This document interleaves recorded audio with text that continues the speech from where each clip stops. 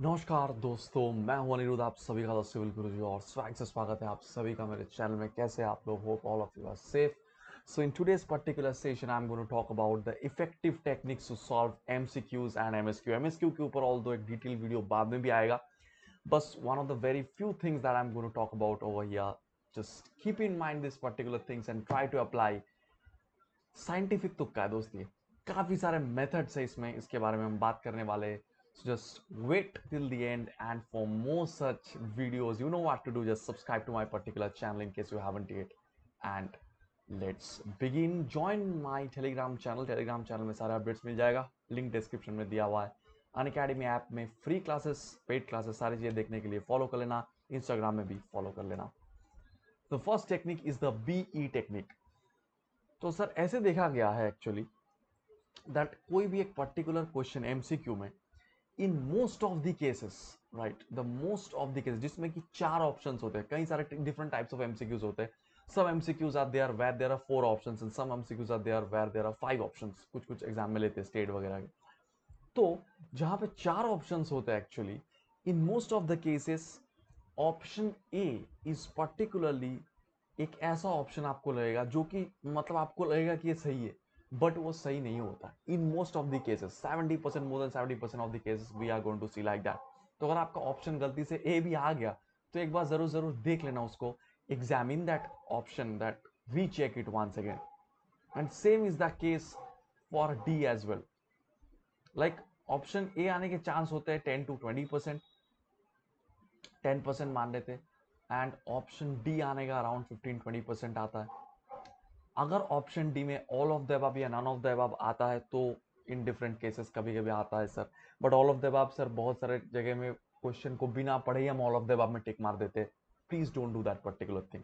जहां पे none of the above होता है वहां पे नन ऑफ द अबव आने की चांसेस बहुत ज्यादा होता है, बट प्लीज कैलकुलेट इट। ये मैं तब की बात बता रहा हूं जहां पे सर आप कैलकुलेशन नहीं कर पा रहे हो। When that particular thing is happening, you have a basic logic, लेकिन आपके पास उतना टाइम नहीं उसको पूरा रिजॉल्व करने के लिए, then only use this scientific तुक्का मेथड। ऑप्शन बी और सी में सबसे ज्यादा चांसेस है 70%, वो भी मैं देखूं तो ऑप्शन बी होने का चांस होता है more than 50%. So the most probable option is option B when there are four options, and if there are five options, the highest probability is of option E. ये sir हम देखे हैं अब तक जितने सारे, हम सर बहुत सारे पेपर्स के एनालिसिस कर चुके हैं, different different state and national level जो एग्जामिनेशन है उसका, लेकिन सब में ये चीज कॉमन है। The second thing is the 1 2 3 technique guys. 1 2 3 technique का मतलब ये है, फॉर एग्जाम्पल आपके तीन क्वेश्चन है 1 2 एंड 3। सपोज आपका जो क्वेश्चन नंबर 1 है उसमें आपका रिजल्ट आया option B. Understanding what I am trying to say? तो ऑप्शन जो स्टेटमेंट 2 है, जो क्वेश्चन 2 है गाइस, उसमें ये चांस बहुत कम है। क्वेश्चन नंबर 1 3 दोनों में मान लो सर बी हो रहा ऑप्शन, अंडरस्टैंडिंग, दोनों में मान लो बी आ रहा, तो ऑन दैट ओकेजन इसका चांस बहुत कम है कि ऑप्शन क्वेश्चन नंबर 2 पे भी आपका ऑप्शन बी ही आए। Suppose there are four options, right, A B C D, इसमें बी में टिक मारे, इसमें भी बी में टिक मारे, सो ऑप्शन क्वेश्चन नंबर 2 में it's very very unlikely that the same option will be there. तो ऑप्शन क्या बचा हुआ है आपके पास? ए बी सी डी। ए और D are least likely in a four option question. Again आपको अगर ये नहीं पता है क्वेश्चन, तभी सर ये तुक्का मेथड यूज करना।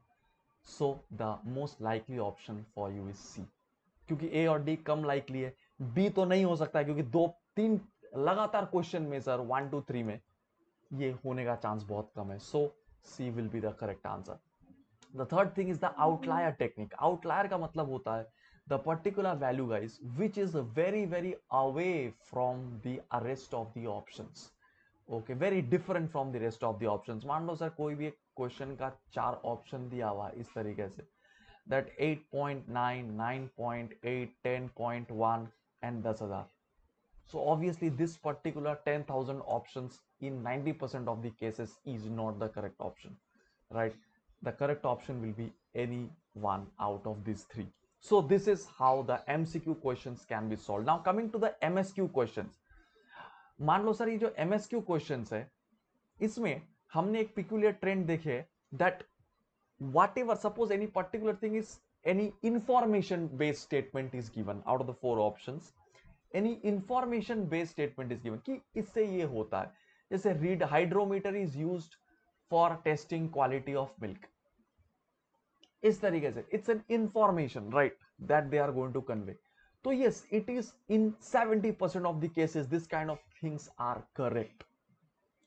दूसरा सर, दूसरा तीसरा चीज हम देखते हैं सर, देखो कहां पे आप खुद को डाउट करना सर थोड़ा स्टेटमेंट को, when ever there is a statement like always, never, इस टाइप ऑफ चीजें जब भी सर क्वेश्चन में रहता है तो सर इन 70% केसेस वो क्वेश्चन वो स्टेटमेंट गलत होता है। 70% ऑफ द केसेस में again I am telling you, कभी भी कोई भी कुछ भी स्टेटमेंट अगर बहुत ज्यादा ऑब्वियस है, it always happens, it never happens, ऐसे जो केसेस है इन 70% ऑफ द केसेस वो गलत है। यहाँ पे भी वो गलत है।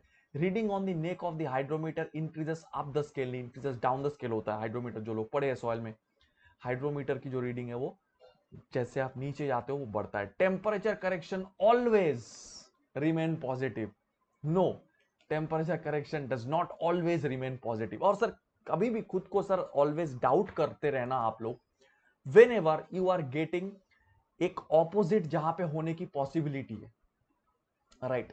For example here written meniscus correction is a positive correction, इसको आप थोड़ा देखो, डाउट करो खुद को कि हाँ सर क्या ये सच में हो रहा है या नहीं हो रहा है। इंक्रीजेस है जहां पे, वहां पे डिक्रीज होने का भी एक पॉसिबिलिटी है, तो जहां पे ऑपोजिट कुछ भी होने का पॉसिबिलिटी है वहां पे थोड़ा डाउट करो, थोड़ा रुको, that's what I wanted to say. So for example जैसे कि आप यहाँ पे देख पा रहे हो meniscus correction is a positive correction. Meniscus correction क्या होता है, हम सर वाटर की जो ये मिनिस्कस होता है एक्चुअली, हम इसका जो टॉप लेवल है वो लेते राइट, बट हमको एक्चुअली बॉटम लेवल लेना चाहिए था। तो ये है हमारा ट्रू वैल्यू और ये हमारा फॉल्स वैल्यू या फिर मेजर्ड वैल्यू।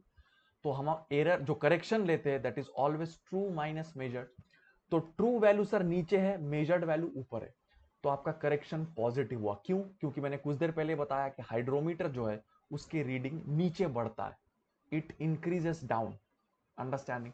तो इसीलिए जैसे आप नीचे की तरफ आओगे तो ऑब्वियसली आपका रीडिंग बढ़ेगा, मतलब जो ट्रू रीडिंग है वो ज्यादा है, मेजर रीडिंग कम है, तो करेक्शन पॉजिटिव है। In this way actually, so 1 and 4 are correct over here, like A and D are correct over here. So in this fashion actually you have to solve. कैसा लगा आपको ये tricks, जरूर जरूर मुझे कमेंट में बताएगा। For more such videos, don't forget to subscribe to my channel and join my Telegram channel. Follow me on Instagram and follow me on the Unacademy app for the free lectures, everything. सारे links description में दिया हुआ है, जरूर जरूर app पे मुझे follow कर लेना गाइस। सब्सक्राइब जल्दी से जल्दी।